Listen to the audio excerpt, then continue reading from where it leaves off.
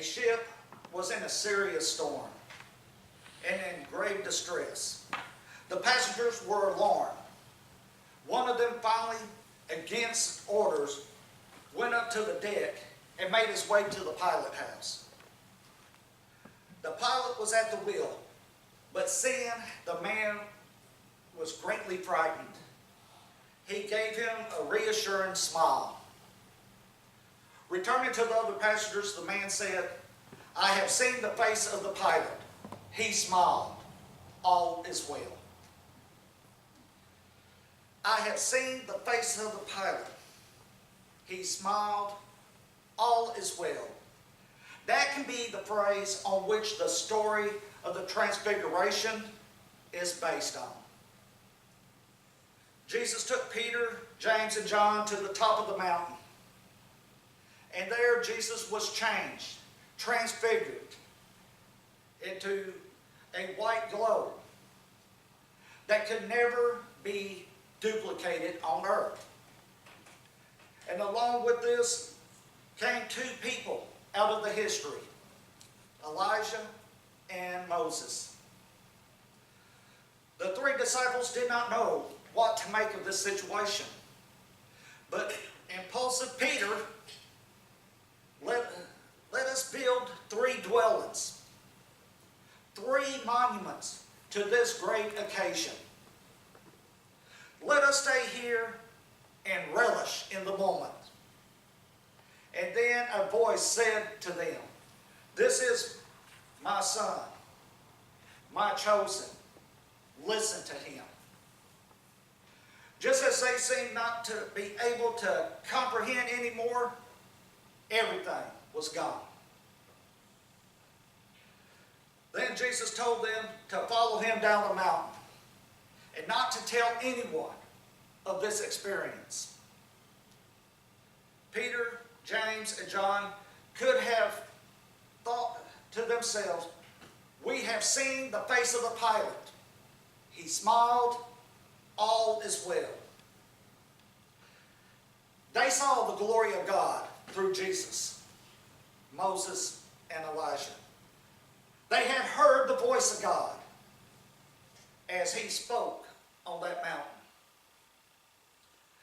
They could have thought, "We can face all the storms the world may send to us. We are ready to lay battle with the world." Yes, all is well, but did they?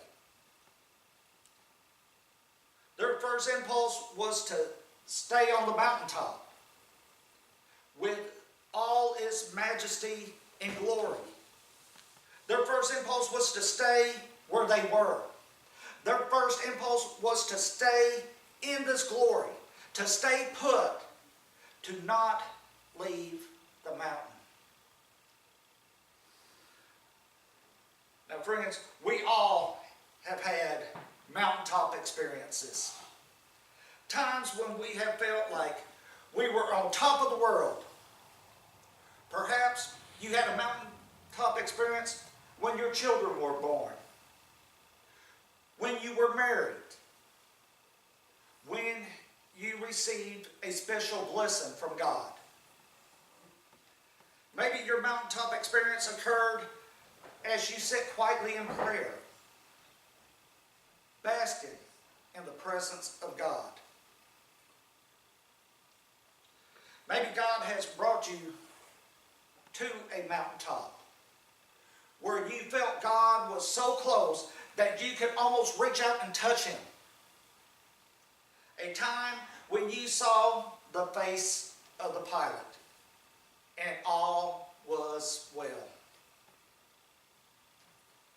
Now, when I think of mountaintop experiences, I cannot help but remember the mountaintop that Martin Luther King described in his famous sermon that he preached April of 1968 in the city of Memphis.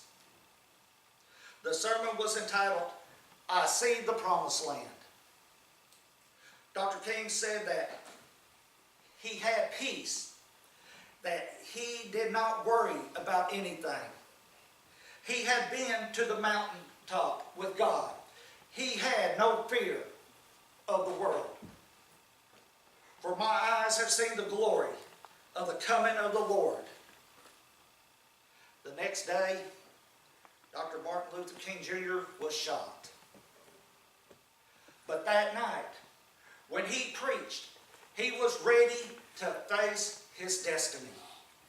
He was ready to face the future because he had seen the face of the pilot, and all was well.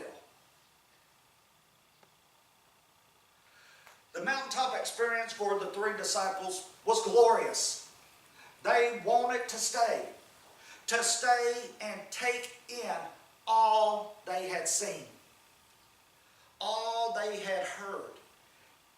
And many times, we as Christians want that mountaintop experience in our faith lives. We want that glorious feeling of being with God.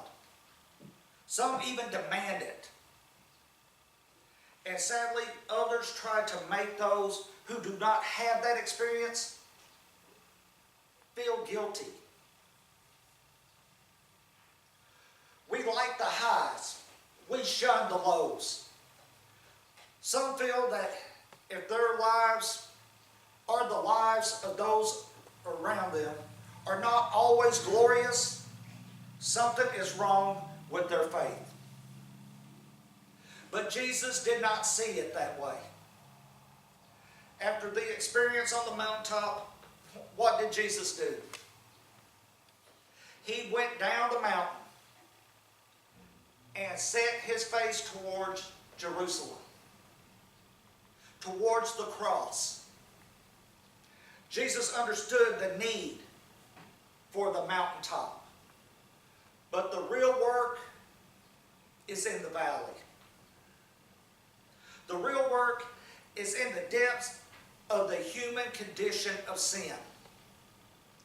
With all of its brokenness on that hill called Calvary, Jesus felt and experienced the human condition and all of its brutality.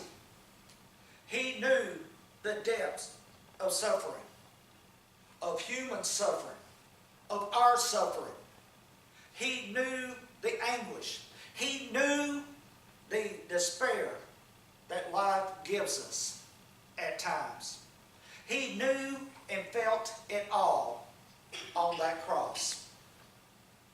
Yet, through the resurrection of Easter, he conquered it all. Jesus went to the mountain to be transfigured, but came down the mountain to be a Savior.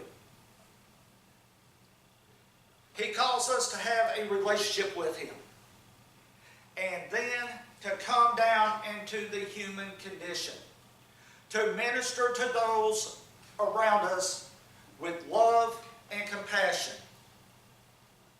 Mountaintop experiences are wonderful, but living, working, helping, loving in the valley is where Christ calls us to be. The writers of Hebrew tells us that our faith, our walk on this earth is much like running a race.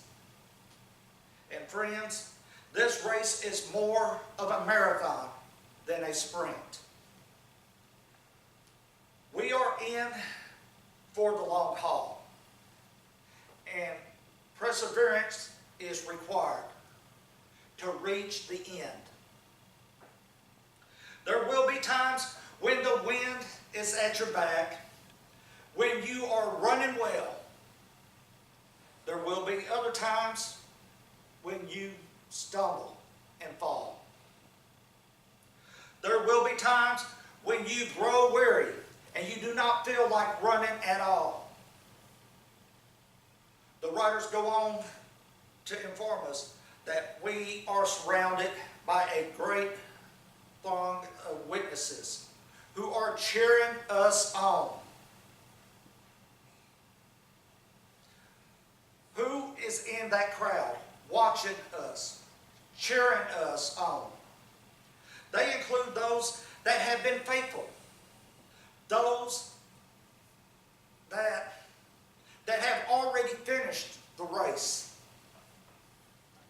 Remember that they are watching you, cheering you on when you stumble and fall. They are not judging you. They know how difficult the race can be.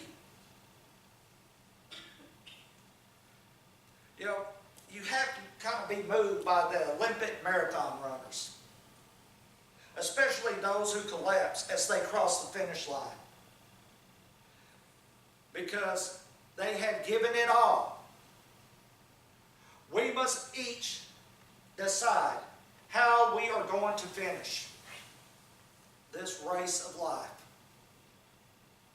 Friends, you have seen the face of the pilot. All is well. Give it all. We only have one race to run. Let us cross the finish line, expend it, our last gasp of strength. Give all who you are.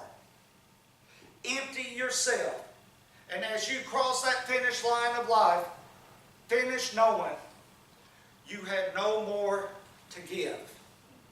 Fight the good fight. Finish the race. And friends, finish well. May you grow in the grace and knowledge of our Lord and Savior, Jesus Christ. Amen.